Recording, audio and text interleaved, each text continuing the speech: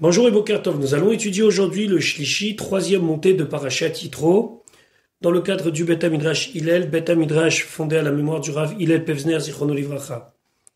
Notre étude commence au Perek Yutret, 18e chapitre du livre de Shemot, Pasuk Rav Dalet, verset 24.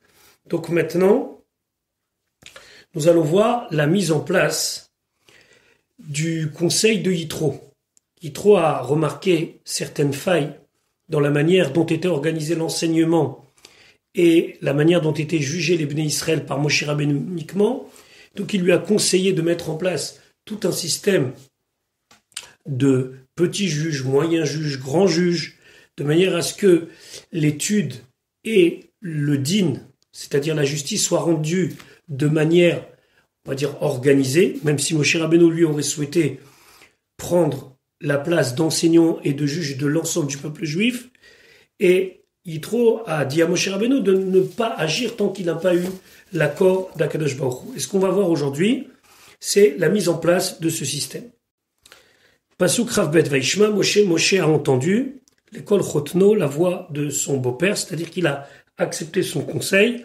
Vaya Askol Asher Amar, et il a fait tout ce qu'il a dit son beau-père, c'est-à-dire la mise en place d'un système juridique graduel, pyramidal, avec lui au-dessus de la pyramide, entre guillemets, pour juger uniquement les cas importants. Le Ibn Edrad soulignait que Moshe Rabbeinu, de son propre chef, va rajouter une fonction qui n'est pas mentionnée par Yitro, c'est la fonction de shoter, de policier. Policier, c'est celui qui va mettre en place l'accomplissement du din, l'accomplissement de la justice. Ça, Yitro n'en avait pas parlé. Vaïfrar Moshe a choisi, Vaïfrar Moshe a choisi Anshe Chaïl, des gens riches, Mikol Israël, parmi tout le peuple juif. Vaïten Otam, et il les a nommés Rachim Alaam, donc chefs sur le peuple, Saré Alafim, donc des chefs qui étaient nommés sur 1000 personnes, Saré Meot, des chefs qui étaient nommés sur 100 personnes, Saré Chamishim, des chefs qui étaient nommés sur 50 personnes, Bessaré Asarot, et des chefs qui étaient nommés sur 10 personnes. Et donc c'était graduel. Le chef, le juge de 10, s'il savait pas, il allait chez le juge de 50, celui de 50 sur celui de 100, 100 sur celui de 1000, et uniquement les cas importants iront chez Moshe Rabbeinu. Ici, ce qui est frappant, c'est que lorsque Yitro a proposé à Moshe Rabbeinu de choisir des personnes qui vont juger le peuple et qui vont enseigner au peuple, il n'a pas dit uniquement Anshe Chaïd, des gens riches, mais il a parlé de Anshe Emet, de gens qui sont vrais, Sonevatsa, qui n'aiment pas le profit, Yireh Elohim, qui craignent Dieu. Où sont ces critères? Le Reskouni d'expliquer que dans tous les critères que l'on a dit, c'est très difficile pour un homme, même pour Moshe Rabbeinu, de savoir exactement si quelqu'un il est Ish Emet ou pas, est-ce que c'est un homme vrai ou pas. On ne peut uniquement juger quelqu'un sur ce qu'on voit. Il n'y a que Akadosh Baruch Hu qui connaît véritablement quel ayod valev, ce qu'il y a à l'intérieur de chacun. Donc ce que Moshe Rabbeinu il peut choisir sur ces Anshe Chaïl, des gens riches, ça c'est objectif, où il est, où il l'est pas. Pour le reste, il en va du choix de Moshe Rabbeinu uniquement sur ce qu'il peut voir.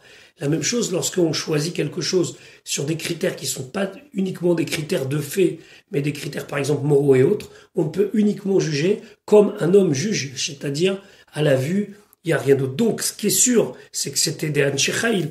Pour le reste, il fallait s'en remettre au jugement de Moshe Rabbeinu. Pasuk Ravav, Ve Shaftu, et ils seront juges, et Ta'am, sur le peuple, Becholet, à chaque instant, selon l'ordre que nous avons déjà dit, et Adavar à cacher la chose difficile, Yeviun el Moshe, ils l'apporteront à Moshe pour lui demander des éclaircissements. Vechol Adavar à Katon, et toute chose, tout din moins important, Ishpotu em, c'est eux qui vont le juger. Rashi Chava Veshaftu, ça ici, le Veshaftu doit être traduit comme un futur, mais un futur qui décrit une situation au présent. On a déjà plusieurs fois expliqué que des fois l'emploi du futur, c'est pour nous parler d'un présent qui est perpétuel. C'est la raison pour laquelle, si on regarde le Targum Onkelos, c'est marqué Vedainin Yat Ama, et il juge le peuple. C'est-à-dire que constamment il juge le peuple, Donc on emploie un futur, Veshaftu, et ils jugeront, alors que c'est une action au présent qui revient constamment. Yevi'un, la même chose, Maitin, ils amènent, comme pour dire c'est quelque chose qui va se passer dans le futur, mais qui est au présent et ainsi tous les jours. Yishputuem, Kemo, c'est comme Yishpetu, c'est la même chose. Vechen, Lota'avuri, Kmo Lota'avri. Vetargumo, et quelle est la traduction de ce mot? Dainin inhun, il juge. Mikraot Elionim, ce qu'on a dit plus tôt, c'est-à-dire Veshaftu, Yeviu, Yishpetu, Hayu Lashon Tzivui. C'était un ordre, c'est un impératif. L'écart, c'est pour cela, Meturgamin, on traduit Vidunun, Yitun, Yidunun. Mikrot alalou, ceux que maintenant nous sommes en train de dire, c'est-à-dire Veshaftu, Yevihun, Ishpotu, Lashon Asiya, ça c'est pour décrire l'action. On est passé de la théorie à la pratique, et dans ce pasouk, le pasouk Chavav, on nous décrit la mise en place concrète de ce qui était avant uniquement une idée puis un ordre. Pasouk Chavzain, Vai Shalach Moshe, et Moshe a accompagné, on ne va pas dire qu'il a renvoyé.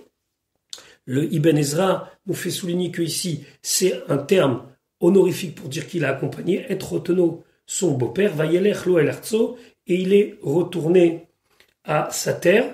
Pourquoi faire, nous dit Rashi? Vayelech Lo El Artso, les Gaïer Bene Mishparto, pour convertir entre guillemets les gens de sa famille. Alors, même si on a vu une discussion, est-ce que Yitro il est venu avant Matan Torah ou après Matan Torah?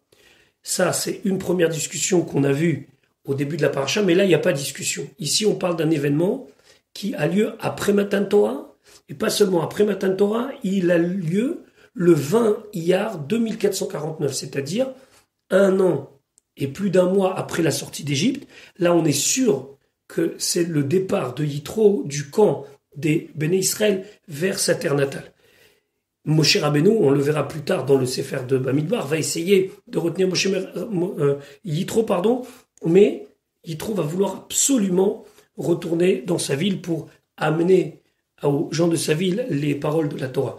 En tout cas, cet événement qu'on raconte ici dans Parashat Yitro, cet événement qui va se passer beaucoup plus tard dans l'histoire du peuple juif, mais comme on le sait, il n'y a pas toujours d'ordre chronologique dans le récit de la Torah. C'est la raison pour laquelle, une fois qu'on a parlé de Yitro et de ses conseils, etc., on finit en nous racontant quelque chose qui va se passer beaucoup plus tard dans l'histoire, un an, un petit peu moins qu'un an après le don de la Torah, où Yitro finalement va retourner dans sa terre natale pour apporter les paroles de la Torah.